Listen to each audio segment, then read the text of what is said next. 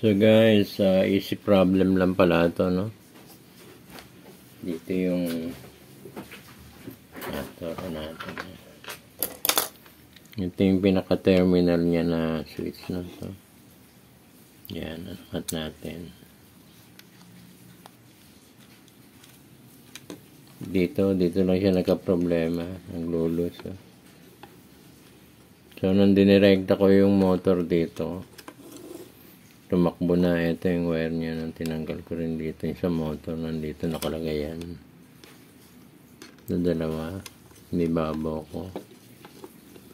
So, nung inano ko na siya, ay tumakbo na kaagad. So, hindi na umabot dun sa kala. Dito sana ako magto-troubleshoot sa mga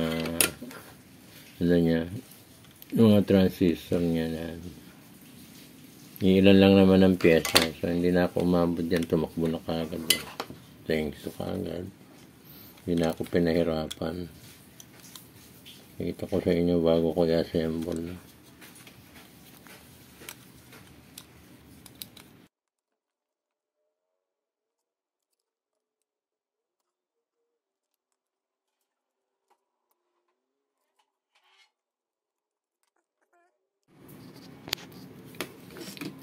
So guys, assemble na natin, no? Ipapakita ko sa inyo kung paano ano na ito, no? So ito muna yung head, ito, and then tatlo na yan, sunod-sunod, ganyan ang formation yan. Ito guys, tandaan nyo yung spring nandito sa plastic sa ilalim yan, no?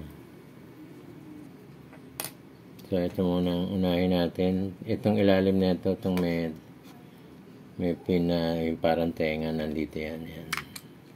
Push nyo lang. Tapos, etong dalawa na ito, yan ang iipit. So,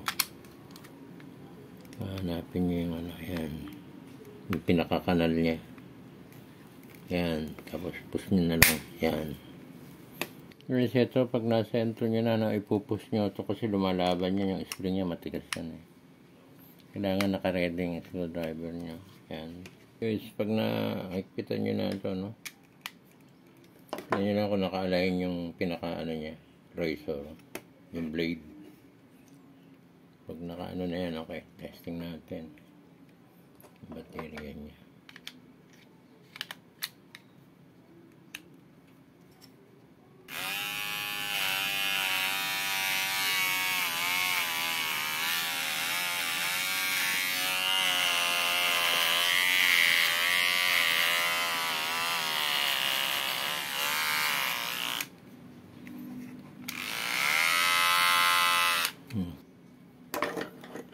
Okay guys, thank you very much.